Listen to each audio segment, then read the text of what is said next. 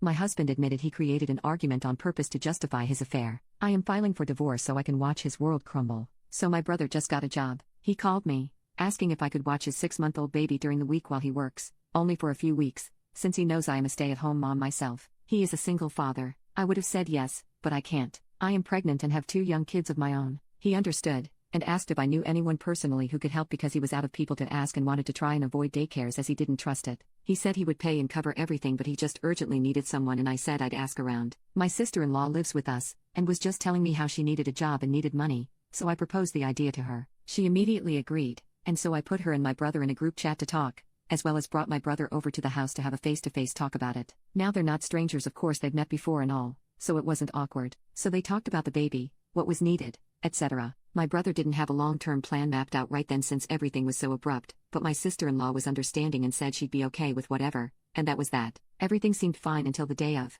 My husband came into our room and blindsided me with all these complaints on her behalf. He said my sister-in-law had not eaten since the morning, that she wasn't comfortable and she was tired and that she didn't even need to be there because other people were home and could have watched the baby, and that they only gave her $100, etc. I was confused, because I spoke to my sister-in-law while she was there to check on her and she said everything was fine. So I told him she didn't say any of those things to me, and I asked her and she said she wasn't complaining to him. I said to him bluntly, so she is not complaining, you are complaining for her? And he said, yes. I told him I was confused, because he was throwing it all at me as if it's my responsibility, and that sister-in-law and my brother are 2 adults who made their own deal, that was up to her and she agreed to it, nobody was forcing her. If she was uncomfortable or anything, all she had to do was say it. He continued to repeat the complaints and said, do I have to get involved? I told him the deal doesn't involve him, or me for that matter, and I don't understand why he's the only one upset here when it has nothing to do with him. They are adults. He told me he can't even have a conversation with me and left the room. I'm genuinely confused. Update, 2 days later. So, since I spoke with sister-in-law and husband separately and got nowhere,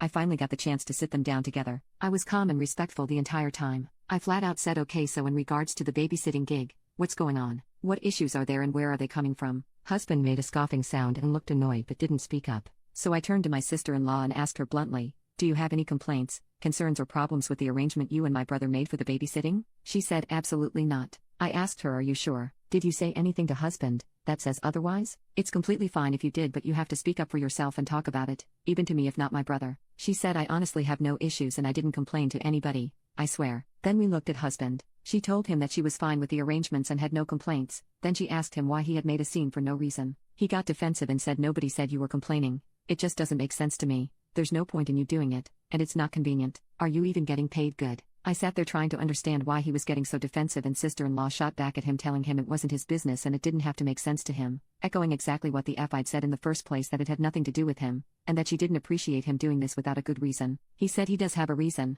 and when we asked what the reason was, he said because it doesn't make sense to me. I calmly asked him which part didn't make sense to him, and why he was so bothered by it when it does not affect our daily life in any way, that it didn't have to make sense to him cause it isn't his arrangement, and he got angry. He stood up from his seat, rambling something about how we were ganging up on him, and that we weren't going to make him the bad guy, and that nobody listens. Me and sister-in-law just looked at him while he rambled and she was just as lost as me. I, still very calm, asked him what he wanted out of this, and why he kept trying to involve himself, when sister-in-law clearly said she is happy with the agreement. He said nobody fagging uses their brain around here but me, I guess, and walked out. I don't know about y'all, but I'm no ass kisser and I definitely wasn't about to chase after him or baby him. He was being completely ridiculous in my opinion, so we let him go and that was it. About an hour later, he came back, and started saying things under his breath, like my own wife just let me walk out and she doesn't even care about me and it's just fag me, I guess I just don't matter, while sighing and dragging it out. I ignored all of it, because, grow up dude, and he came into the room and said, so you have nothing to say to me? And I was like, nope, we tried to address things and you decided to storm off,